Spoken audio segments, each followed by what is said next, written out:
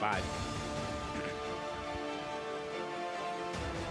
7-0 Aquasox as we bring you to the top of the 5th inning. Rob Fai, Ricky Romero, and Caroline Frolic. Happy to bring you Canadians baseball presented to you tonight by A&W.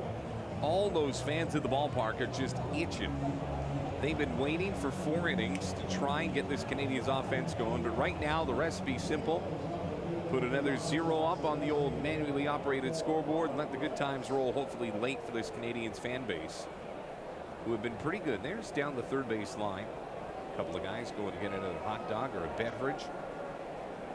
It's a young crowd here as well. There's a curveball that is swung out and missed, and the count goes to 0-1. Alex Nolan has been pretty efficient since coming to the baseball game. Grant Townsend struggled tonight in his 2 1/3. Fastball at the knees, not called. The count goes to 1-1. You mentioned the fans, Rob, and it's true. Yesterday, sitting in the stands and just being a fan of the game, the fan base sticks around for all 9 innings, whether it's they're getting blown out or they're not. They stick around, and you got to love that, especially a short season team that gets to be here and play in front of this crowd. You got to feed off some of that energy. Oh, there's no doubt. So 1-2 is a ball that is debatable. Did he swing? Did he miss? He did.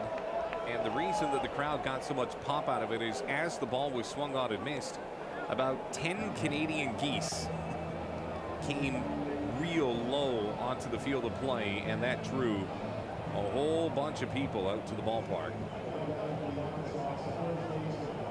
So now you bring in the second hitter of the inning, and it's a guy that a couple of minutes ago got knocked down on the pitcher's mound, Cash Gladfelter.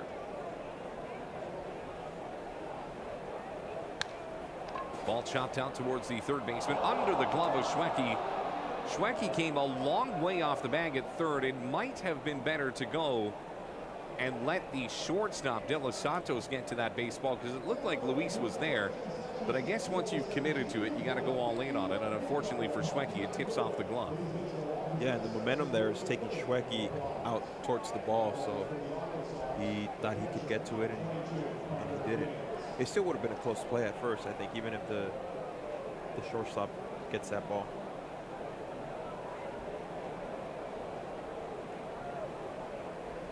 So with a runner at first and 1 out, here's another one for our Ask Ricky. Ricky, what's your most memorable moment during your time with the Blue Jays organization?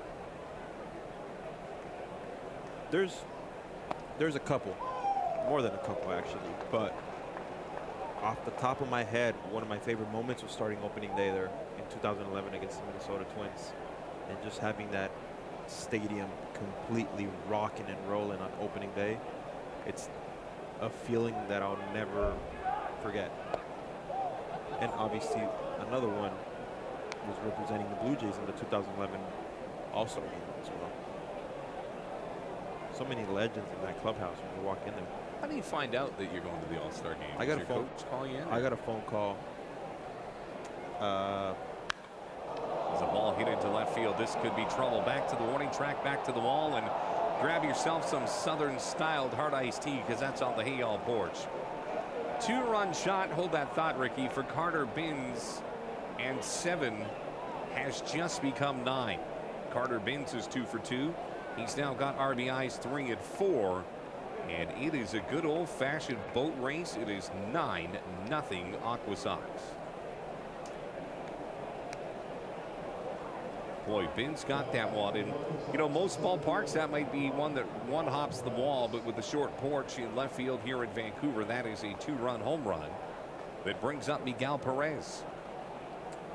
Again, I feel like the Vancouver Canadian pitchers have had trouble locating that fastball, and the Aquasox have taken advantage of every single mistake, it seems like, tonight. Yeah.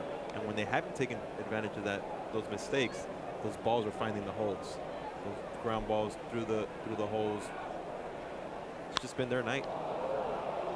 There's another ball that's hit into the left field corner that's going to be fair. It's a long run for Dominic Abadesha, and then pulling up at second is Miguel Perez.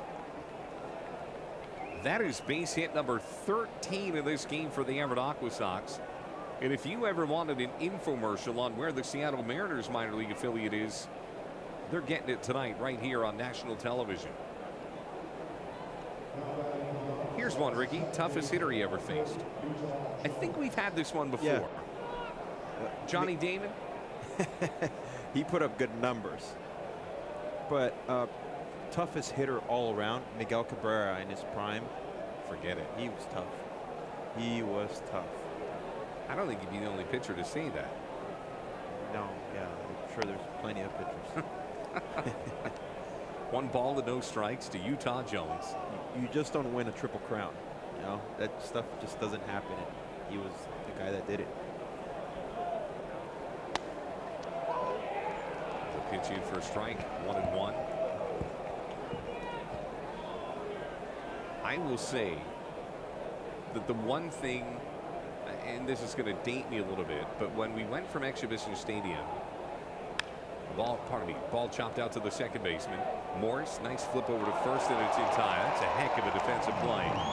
Kid from Virginia's got a little bit of range, and he showcases it there. Tanner Morris gets the job done as he finally finds a solution for Utah Jones. Jones is now 3 for 4 in this game with the 4-3 put out that brings up Cesar Astores Jr. And the reason I'm going to get to this really quickly here is I know that this is on the list of Mark Shapiro's things to do. So you go from Exhibition Stadium to this world-renowned, retractable roof stadium that at the time was called Skydome, which eventually finds its way to becoming Rogers Center and yada, yada, yada. But shortly after Skydome was built, all of a sudden Camden Yards and a bunch of these other ballparks came in with this different feel. When you pitched at Rogers Center, did it feel truly like a ballpark, or did it feel a little bit like a ballpark attached to a mall? No, it felt like a ballpark. For me, I grew up playing on grass and only grass. So it took a little bit to adjust to seeing a field being all turf. Because at the time we didn't have. That's right. We didn't have a dirt infield, so it was just I was right outside the bases where it was dirt. Yeah, just a few little holes of dirt, and that was it. And that was it. So. But just the overall feel of it. Yeah, I mean, me preferably, I prefer all grass. There's nothing better than playing baseball on grass. And it took a little bit of adjusting to do because you would see different bounces of the ball with all turf. Mm-hmm. So, but other than that, I mean, man, that Canadian people can rock and roll on opening day, Canada Day. I'm sure I wasn't a part of those playoff years, but watching on TV, it just seemed like there was an earthquake there every time they'd do something good. So just the energy that they were able to bring. And, I mean, for me, I'll always be thankful for things like that. 2-2 pitch is fouled off. Count remains at 2-2. You were mentioning the other day, I guess you were in Toronto, and you said, boy, the clubhouse is second to none. Oh, yeah. First class. All the way. Those lockers are so big. So big, and they're just leaves me wondering if they've done anything to make it even better. I haven't walked in there in a long time, but 2 balls and 2 strikes here. Alex Nolan's trying to get this one to the bottom of the 5th, and another pitch is fouled off.